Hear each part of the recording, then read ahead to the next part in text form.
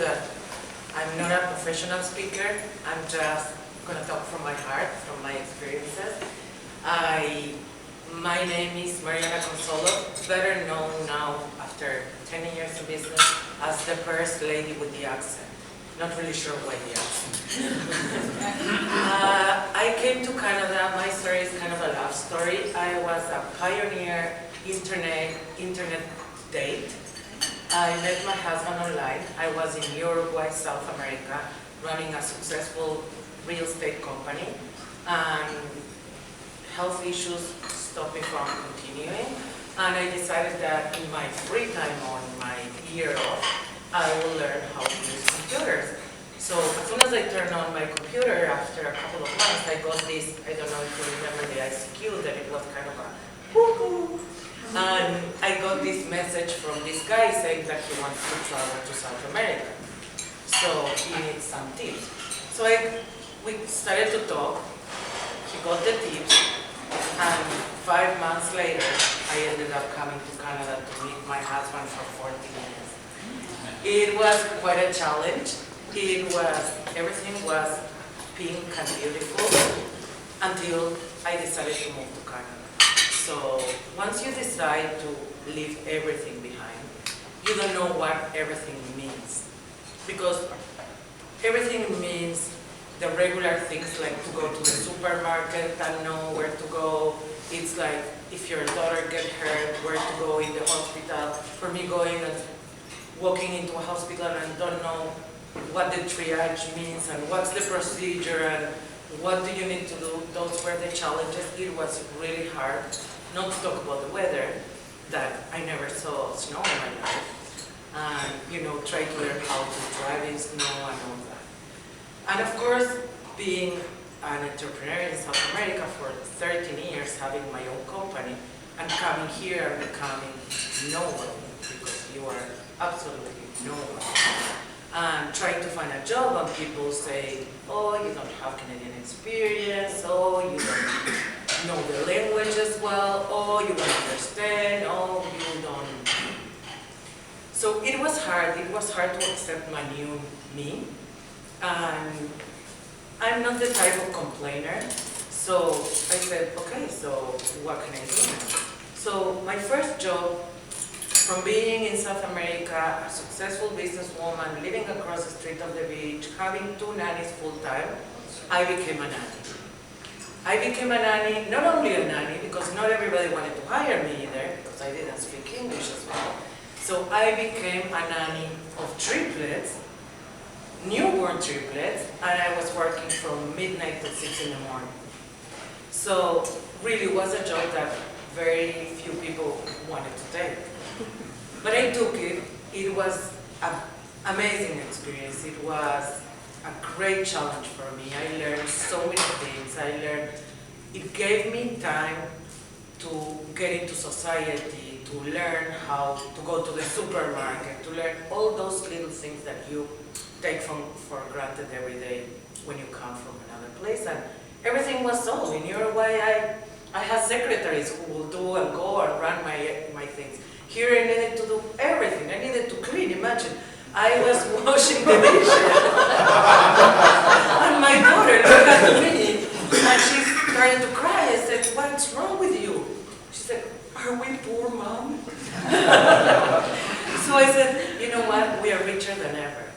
We are learning again who we are with nothing. We started really from scratch again. So that was a great experience. I spent that time with the babies. They are family to me. They moved to Toronto now. Every time that I go to South America, I stop in Toronto to visit them. It's really, really family. And you never know who you work when you're new. So I didn't know that this family was sponsored by the owners of the West Edmonton Mall. So the next thing is that anything I needed, they knew me because I would spend time with them. And they wanted to hire me because now they can trust on me, they knew who I was, they knew where I come from. So they started to offer me jobs. Can you drive my kids here? Can you do that? So they started to recommend me. So suddenly I get phone calls. I had twins, I had triplets, I had this. I could have started a business on that. But that wasn't my passion. My passion is people. So I decided that now that they were moving to Toronto, now I needed to find a job that I would start to build myself again to who I was. So I was going around in retail. I love interior design because that's what was part of my background in South America. So I almost begged the ladies at Pier 1 Imports to hire me. And they were so kind that they hired me at $5.25 an hour. And I was so excited, you couldn't believe it. They treat me really poor because they couldn't even understand that I couldn't understand their language, you know? They were talking about oxblood red, the mental of the, for me those were words that I never used in my life, you know? I didn't know what they meant. I didn't know what was a flute glass. For me, glasses were glasses. That's what they teach you when you learn English in South America. So it was a whole experience. It was super hard. I came many times crying. I was blessed to go to an English course. I don't know if you know, it's called Link. I attended at Northwest, and I was blessed with an English teacher. And she was my mentor. She was really my mentor. So I would come from work and crying and phone Elaine and say, I'm gonna quit. This is horrible. And she would say, what happened today? You know, I answered the phone, and the lady on the other side, she couldn't understand me, and she was screaming at me. She asked with the manager, and she complained about me. And you know how frustrating can it be when your phone on the other side doesn't understand a word what you're trying to say. So she said to me, that's awesome. I'm like, how do you see this awesome? I see this horrible.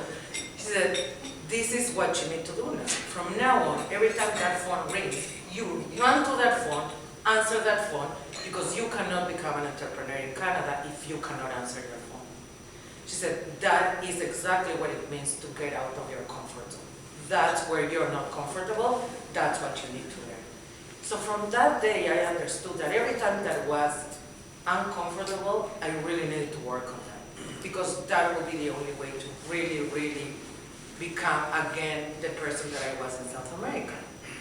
So when I was at Pier 1, I got all the time complimented about my accessories.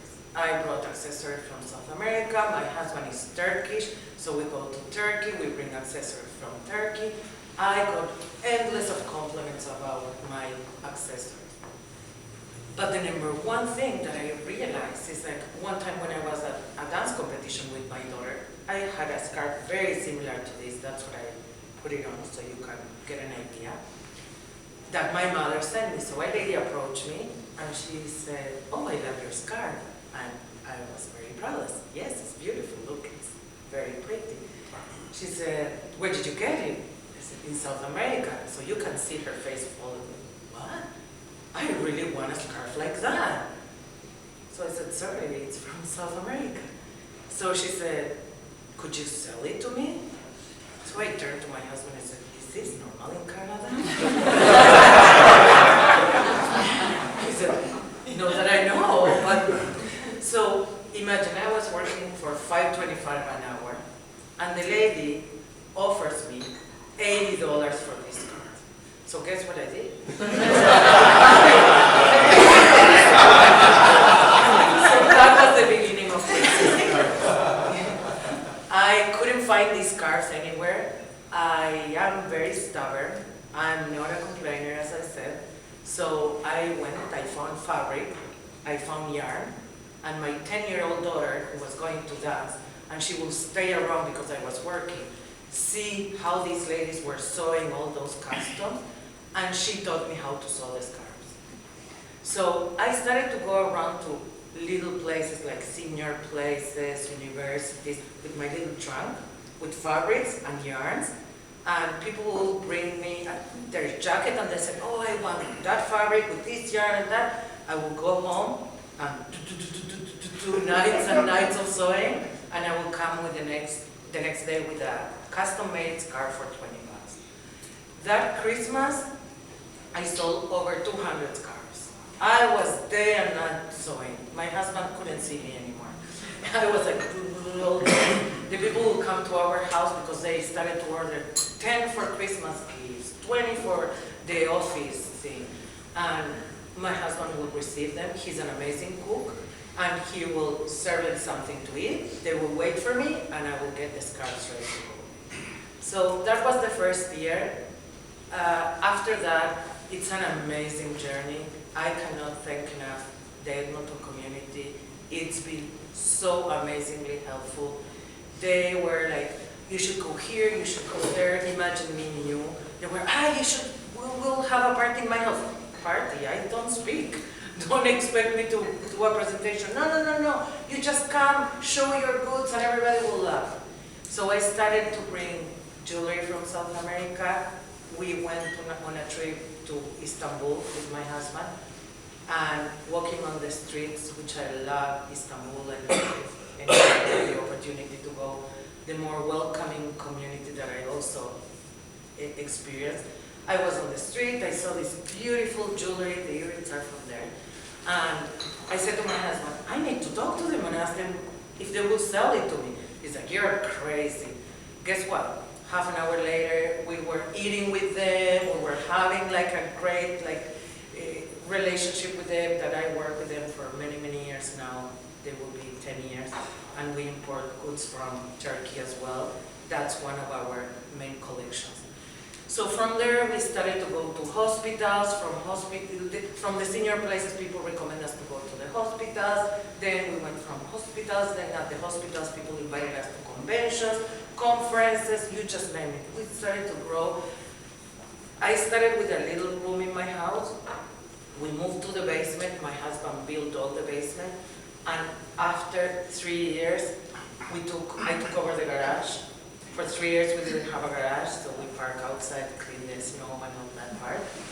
Lots of sacrifice. I never took no for an answer. I just tried everything. And that was also one of the beauties of being new and naive. You know, a lady came and she said, oh, you should come to Fort McMurray. And I'm like, yes! So the next thing I phoned my husband and said, we're going to Fort McMurray. He's like, are you crazy? 5 hours. So yes, we go to Fort McMurray until today. Another funny story was a lady phoned me and she's like, oh, we're having a day for our team, so would you come to our office? And for me, you know, imagine, put yourself in my shoes. I was nobody. I started very small, and somebody is inviting me to their office. It's like, for me, it was an honor. So of course, you know, I said, thank you so much for the opportunity. And she gives me the address, everything. I tell my husband, you need to take me to this office. He's like, do you know where you're going? I'm like, no. He's like, you're going to the parole office, you know, to sell to inmates. I said, really? Okay, let's try it. And guess what? I sold like $2,000 today. Yes, and they were super happy. So, you know, that is the beauty of being naive, being new, having the need. You go wherever. You have the need, you do whatever it takes, because you need to get out there. So that gave me the opportunity to go to so many places that it got a time that my husband said, listen, you can take over the room, the basement, the garage, but my kitchen, no. So now it's time to move out. So 4 years ago, we got a place that it was meant to be a warehouse. Today is a beautiful store. You're all invited. I have the business card there so you can see. What we did in the store, and this is the last year, and this is because of the demand of the people, we have a space upstairs that is for events. So we host events where we teach how to tie the scarves. We do all kind of fundraising events. We do kids soccer meetings there. Anybody who needs a space, we give the space for free. It's our way to give back to the community. And we also do tons of fundraising events with United Way, with the government of Alberta. We are in almost all the government buildings downtown. This grew so big that I needed to hire people.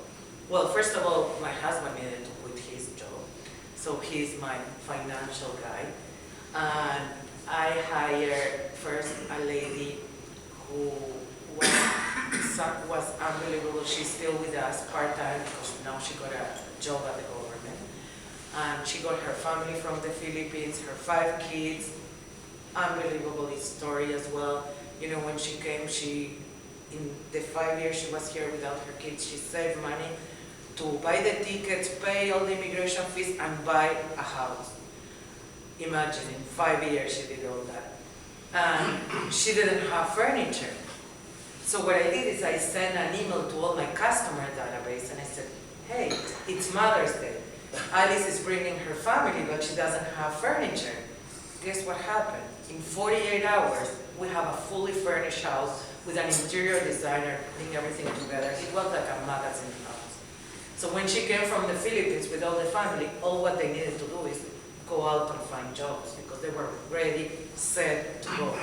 So that's what we are. We are about community. Our company has now 12 workers, and most of them are from all over. We give opportunities to all the immigrants like me that they cannot speak good English, that they cannot communicate, but they have a story behind. Because never forget, every person you meet has a story behind. We don't come blank. No, because we don't speak the language, we don't know nothing. We have our story. We were somebody somewhere. So I'm trying to give these people that opportunity. We have people from Spain, from Israel, we have people from Mexico, from Halifax. It's another country.